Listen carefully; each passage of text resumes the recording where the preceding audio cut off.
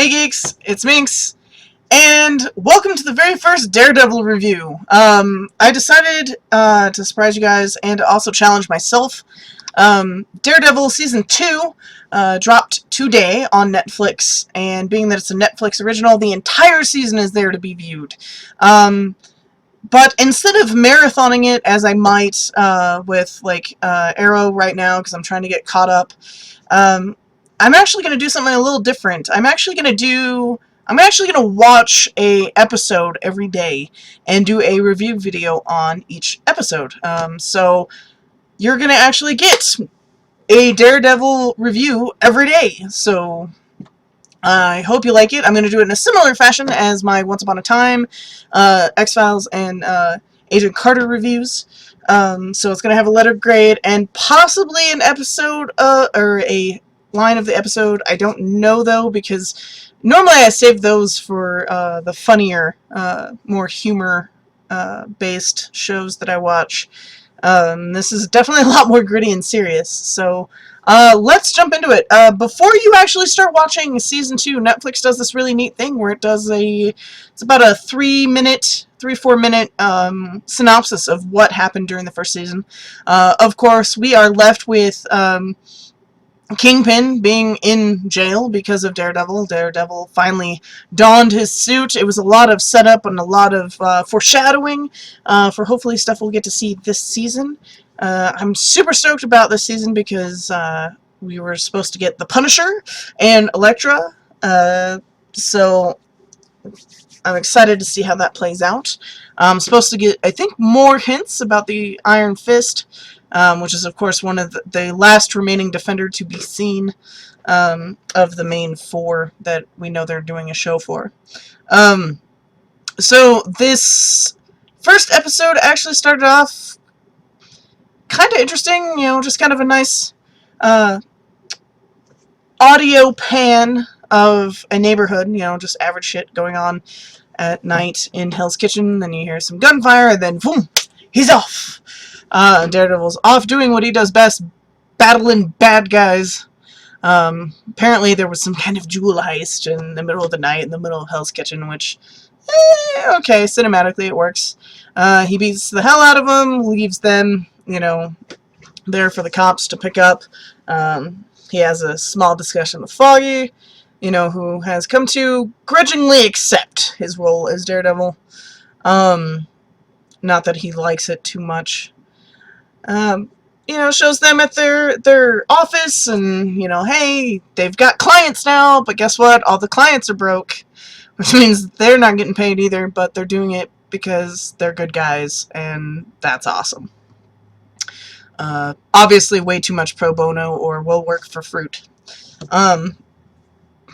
From there we go to, looks like a meeting with a bunch of people from the Irish Mafia. As we know, the Irish used to be really big in Hell's Kitchen a long time ago, and honestly, I think they kind of still are in real life, but I could be wrong. And that gets shot up. It gets shot all the hell with some, like, crazy, like, the ballistics used is just insane, like, freaking armor-piercing, both ends, just, insanity. One guy gets out, he's bleeding, like, he's like shot in the gut or something. He ends up tracking down Nelson and Murdoch at the bar, Josie's, which I have a feeling Josie's is going to get shot up, and I hope that doesn't happen, but I have a feeling it will. Ends up tracking him down, and, you know, just like, hey, your reputation precedes you, I need help, I need to get out of here, I'm going to get my ass murdered, you know, somebody shot us up, blah, blah, blah. And everyone thinks it's this army, that it's a new player in town, you know, it's like the Mexican cartel, or, you know, something like that with some high-grade weapons, blah, blah, blah. So that's pretty much the thought going through everyone, until Daredevil gets some information after roughing up everyone's favorite gun dealer, and finds out that there's a warehouse down in the meat district, and that's where all this shit's going. He goes down there, and, you know, he's walking through this really disgusting, like, You know how, like, in the meat packing places, they, like, fucking have the sides of beef just hanging on hooks and shit, meat hooks. You know, kind of gross. I got kind of a Saw vibe from that. He's walking down, and then all of a sudden, every couple, like, he gets, like, halfway down, and all of a sudden there's a couple of bodies, like, hanging amongst them, like, gutted and just, like, it's gross. And he finds one that's still alive, he pulls the guy off, and it's, oh god, just sickening, just as he, like, pulls him off the fucking hook, lays him down, and this is when the dude's like, it's not an army, it's one guy, as he's, like, oozing, like, thick, dark blood, because his lungs are, like, fucking punctured and shit.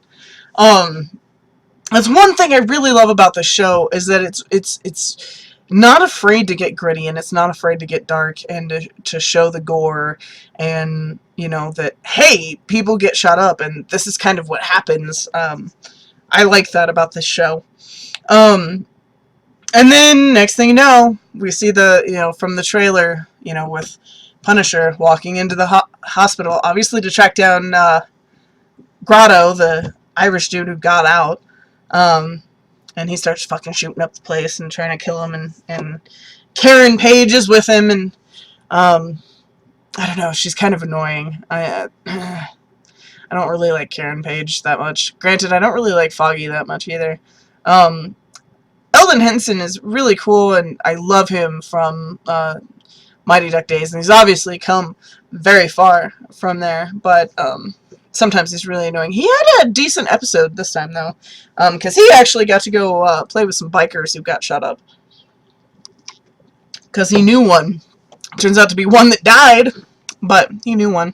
Faced his fears. Got some answers. And then, see, for me, part of the timing, and it's requires a suspense of disbelief. Because it's very common trope in superhero shows and movies, is that time frames. Like 1 second, it happens in horror movies a lot too. 1 second they're like chasing you, and then it's like, okay, they're not chasing me anymore. All of a sudden, bam, they're like over here somehow. That kind of thing happened at the end of the scene. It set up a really awesome fight scene, but, he's chasing them, he's got a shotgun. You know, I mean, it's got a nice spread on it, and he's got a shotgun, and he's following Karen and Grotto down the stairs in the hospital, in the back of the hospital. And he's, like, shooting at them. And they bust out the door, and they go, and they, you know, get in a car, and then they take off. You know, but you never see him come back out the door. Well, apparently, he went back up the steps and was able to get set up on the roof with a sniper rifle, which he obviously wasn't hiding in his coat, so that had to have been up there already. And usually those kind of sniper rifles require some sort of assembly, to easily carry it around without, you know, getting questioned, so... And then he had, like, perfectly lined up shots that he was taking, and he had, like, the kill shot when, of course, Daredevil shows up, which is another suspension of disbelief for timing, and fucking kicks him in the face or something. Anyway, they have this epic fight, and, it looked pretty good. You know, I mean, left Matt spitting out blood. That's another thing I like about the show, is that Daredevil takes his licks. He takes his licks and takes his punches, and he gets hit, and they don't shy away from that. A lot of other movies, like the superhero, hardly, like, oh, yeah, oh, a couple of glancing blows, and then they just, like, whoop ass. I like the fact that, movies and shows like this are evolving to a point where they're not afraid to make it more realistic. Like, oh yeah, he got the crap kicked out of him. Like, I think there was like 2 or 3 times last season he was almost in a coma, like on death's doorstep, because he got his ass handed to him. That's another thing I really like about the show. You know, they're not afraid to do that. They're not afraid to go there. They're not afraid to show he's not really a superhero. Yes, he has these gifts. He can freaking hear like nobody's business, but they're not afraid to show that he is human underneath everything, and he is gonna get wrecked, you know, sometimes. Interestingly choreographed fight. the entire time, you know, Punisher's got the sniper rifle in his hands, so they do like a whoa, boom, whoa, boom. Like, it was just, it was weird, but it worked. It was great. Another awesome thing that I put in the favor of the show is the intro's the same. The intro is exactly the same as season 1. They didn't change anything.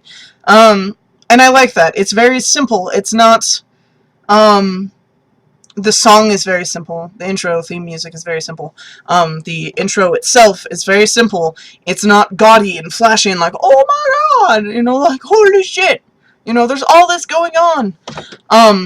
And I like that. I think that's very good. And I think Netflix having access to the Defender shows, like Daredevil, Jessica Jones, Luke Cage, and eventually Iron Fist, is that this is where Marvel can get gritty.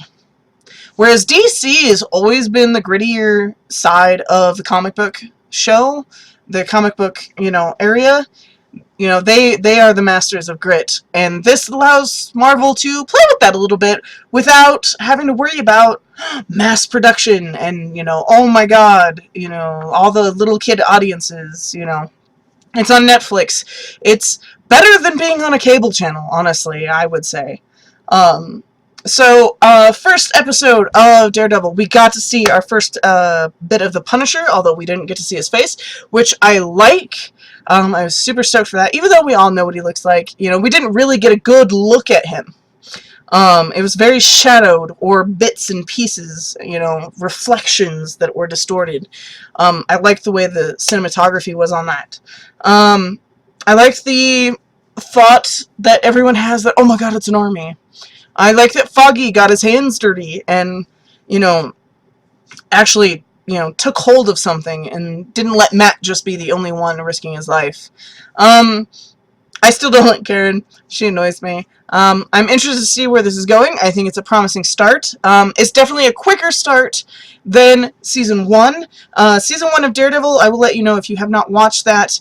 It takes a few episodes to really get going. Give it 3 or 4, give it like at least 3 episodes before you give up on it. It is a really good show. It kind of slowly rolls in and then boom, it just, you know, takes off from there. But this, we're starting right off, baby. We are starting right off. So I will see you guys tomorrow with episode 2's review. I hope you enjoyed this. If you did, please click that little red button down there that says subscribe. It helps me out a lot. I also do reviews for Once Upon a Time, Agent Carter, X-Files, and if you guys actually like these Daredevil reviews, I might actually do them for more Netflix series. I might even go back and do Season 1 of Daredevil if you want. Just let me know. As always, you can always leave a comment. I love talking to you guys. I respond to all comments. So, yeah, I guess I'll see you tomorrow. Later, geeks.